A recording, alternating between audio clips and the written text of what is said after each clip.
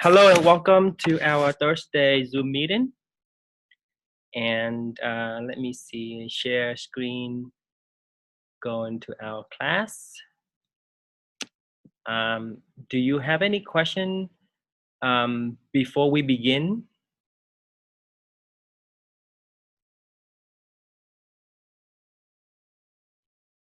You can put your question or questions in the chat field or the chat room, the group chat.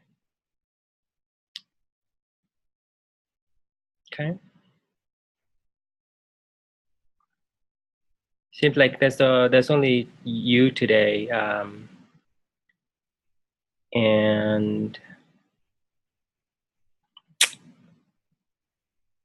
so pretty much week 6 is simple, but it's still demanding. Okay. These are the required readings. The thing to focus is your selected memoir. Should be continuously reading that. Try to get up to half of the memoir by week 8. And right now we're at week 6, so you do have a little bit more time to get there, because by week 8 there's an assignment due. That's gonna be tied to this memoir. So the more you read it, the better off you be. Okay. We're also looking at the other important chapter, which is writing a profile. And this slide share here tells you a whole lot more after you have looked at the actual chapter. This chapter is important for the reason that our next 2 assignments, major assignments, are based on this chapter. So if you don't read this chapter, or you don't look at the slide share here, or both, you're gonna have a lot of questions, and you're gonna have a tough time doing the next 2 major assignments, which is the interview paper, and the other one is the profile essay, which is built on the interview paper. So this Sunday is when you need to submit your pre-write and your outline. Okay. This is just an example of a student interview paper, and this is not the outline or the pre-write. So in order for you to meet the pre-write and the outline requirements, you need to write a paragraph or brainstorm a possible interviewee, the person that you will interview. Okay. It says here pre-write is a paragraph or any pre-writing techniques that you end up using, like clustering or brainstorming or asking your own questions. Those are the other options instead of just a paragraph. But you just need to submit. What I'm asking for is at least a paragraph on your plan of the interview. Okay, and then you need to also list 10 questions that you will ask when you conduct the interview. Okay, and you need to select an interviewee who will be able to teach you more about your selected controversial issue. Okay. So the required question is here. Who might teach you more about your controversial topic or story? Can this person tell you a story or stories behind that? What insights can this person give you to understand more deeply about your story or topic? And you can also borrow these question stems to create your 10 questions. But at the very least, you need 10 of them, 10 questions prepared, so that you can use these 10 questions to guide you for the interview. Okay. The pre-write and the outline are due this Sunday. The actual interview paper, which needs to look like this, will be due next Sunday. Okay, this is the final draft here, then the way that it should look like. And this is the profile essay that grew out of this interview. Okay. And you have a student exemplar here. His works cited page is done incorrectly. Okay, but for these two assignments, you don't really need to include a works cited page, unless in your essay you are using secondary sources and you cite from them. So that's why you need a works cited page. But primarily speaking, the profile essay you don't have to include a works cited page. Just whatever you learn from your interview, and the interviewee, the person you interview is called the interviewee. Okay? Whatever you learn, you just turn that into a profile essay. And to know how to do that, you need to read this chapter 4, right? If you don't read this chapter and you don't look at the slideshare again, in the past, I had so many people coming to me asking me, how do I write a profile essay? And I asked them, have you read the chapter? Have you looked at the slideshare on the profile essay? And then they would say no, and I said, well, go back and look at it, right? But the profile essay in a nutshell is about your interviewee. Okay, so you're writing about this person and what this person has taught you about your controversial issue.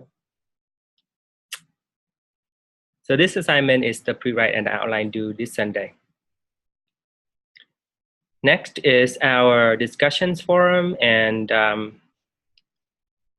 if you have submitted your letter to the editor, then you can post a reply. Go ahead.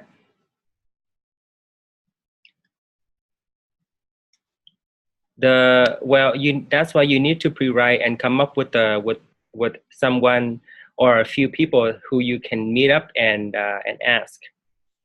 You should not do this over email. You should meet them in person, because the profile essay demands that you need to describe this person, and you need to describe the interaction between you and this person. And you don't get that through interview and through email. Besides, interviewing is an art. It demands human interaction. So emailing someone your series of questions doesn't really cut it. However, in the past, I did have students who did that, and they might have a high score on the interview paper, but their profile essay turned out to be very bad. So it's a choice that they made, and if you're okay with that, you should make the choice yourself. But I'm telling you that if we are going, I'm letting you know and emphasizing the fact that if we're going with the right way to write a profile essay, we need to use chapter 4 as our guide, and you need to follow my instructions. I'm pretty easy and accepting and understanding. So that's why I give partial credit and late credit. Many instructors don't do that, but I do that. So it's your call, okay? If you're so busy and you don't have the time and the energy, or your schedule is full, because I know Fong is working full-time as well. I mean, it is an assignment, but you're gonna have to do your best, okay? So if you can't, then you can't. But if you could arrange it, then it's better to interview in person. And it doesn't have to be hours long. I think you can probably take around 30 minutes or so to ask your questions and to interview this person.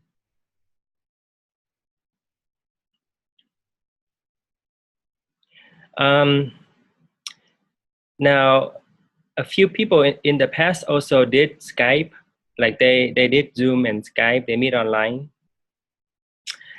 and that, if you could write a good profile essay and you follow instructions for the interview paper well, there's no reason why you can't do that either, right? So you can just pick and choose which way is best for you.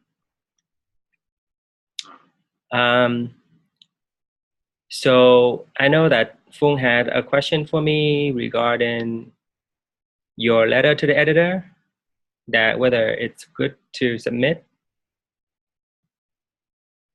So so let me take care of that now. I've been so busy that I haven't been able to grade anything. Come down with a cold or something, and my voice is raspy. Okay, so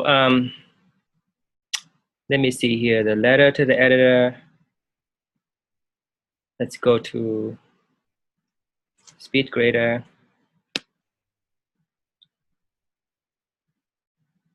And phone.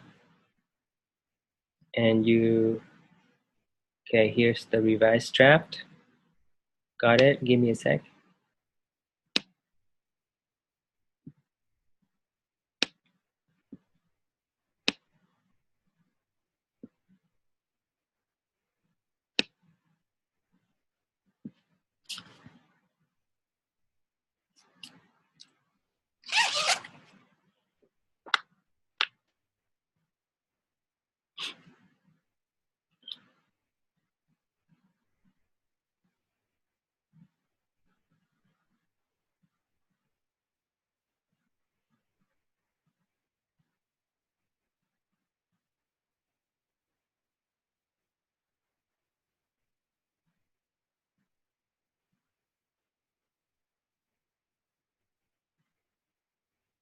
Okay, I would put the comma inside the quotation mark.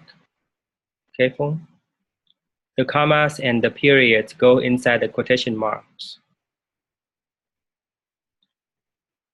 So I move that over inside the quotation mark right here. Is this the name of a newspaper? Then you will need to italicize it.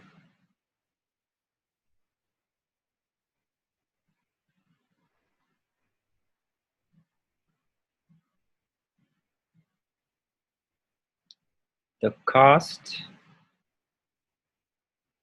Okay, so this is subject verb agreement.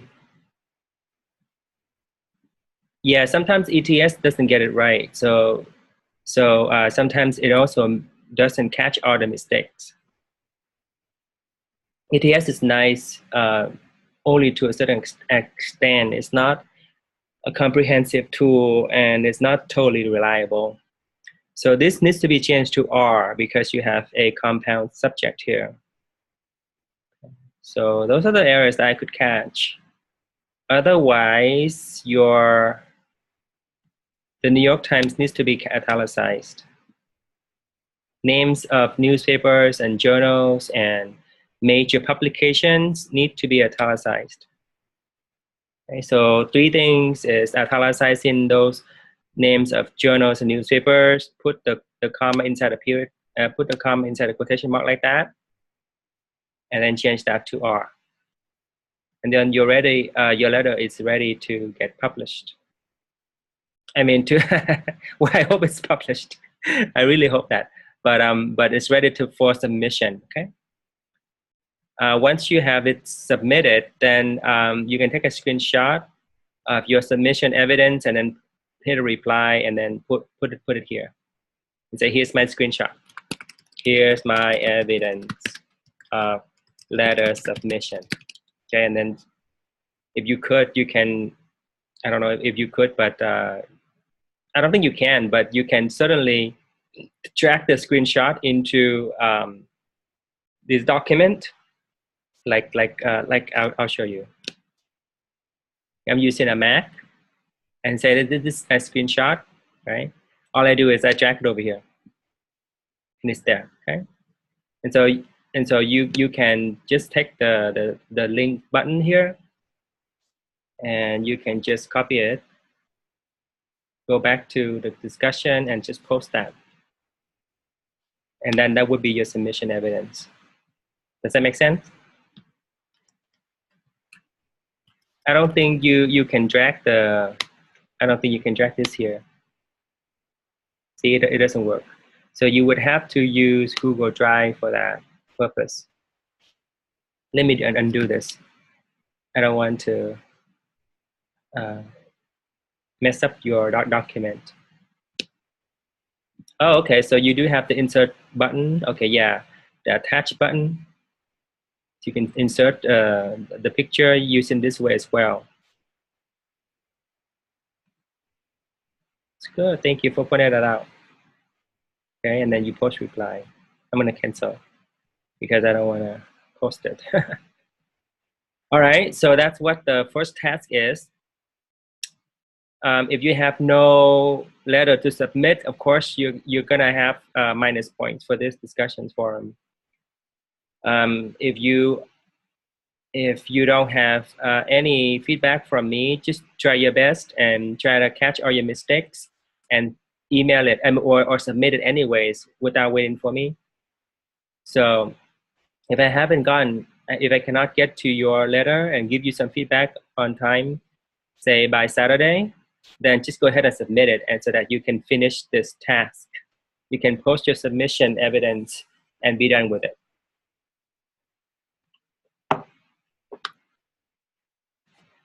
If you submitted yesterday, that's okay. Just post your submission evidence here. That means that did you do the evidence? Were you able to capture the screenshot?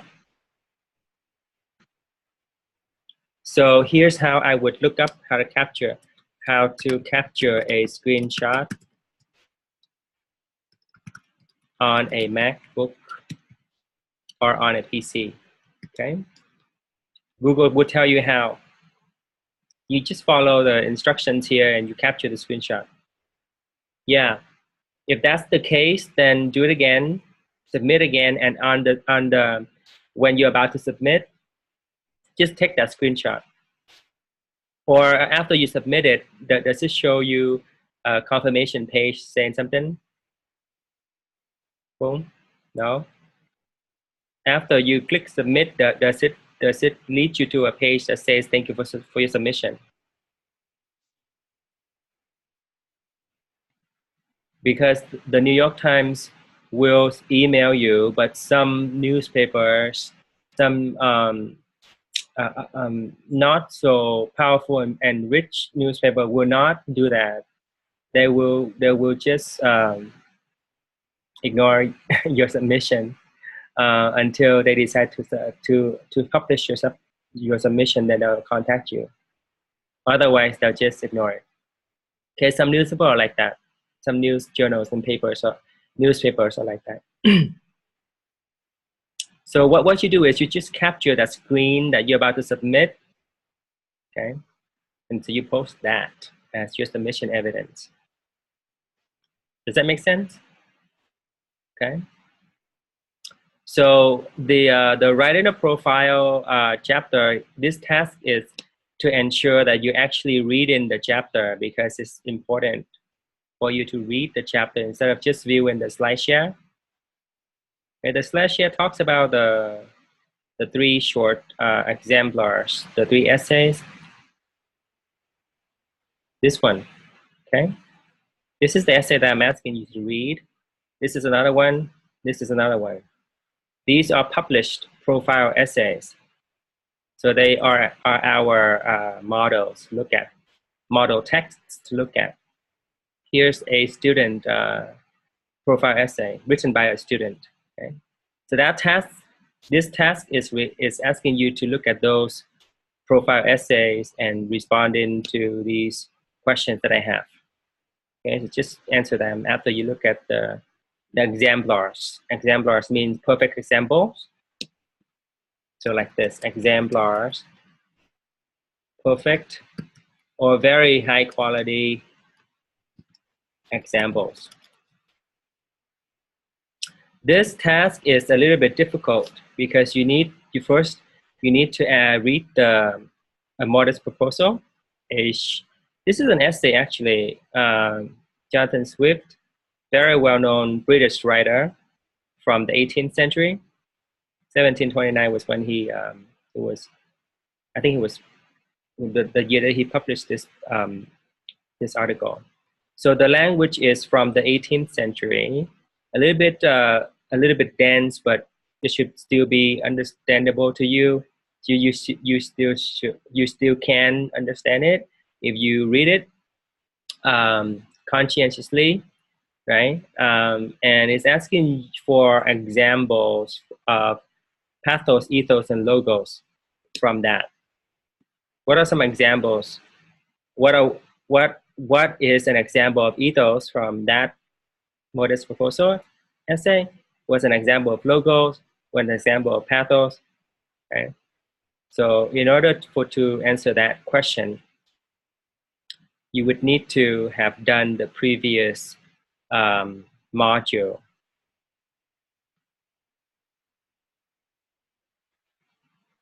The final battle? This one? Yes, you don't have to answer that. It's just it's actually related to the handout on the Greek debaters that you should have already done by now, right? If not, you have to go back and do week 5 modules to understand rhetoric. Okay, I believe I included this PDF as a refresher, like a reminder, like a handout for you to review the rhetorical triangle and know more solidly about rhetoric. And ethos, logos, and pathos are explained here. So that's all the items we have for week 6. Okay. Now, how may I help you at this point?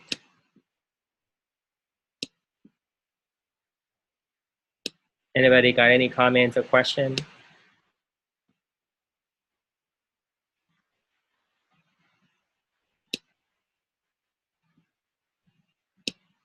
You're welcome. And this meeting has been recorded. I'm going to make it available on my YouTube channel playlist. And good luck with your assignments, and don't hesitate and reach out to me whenever and if you have a question.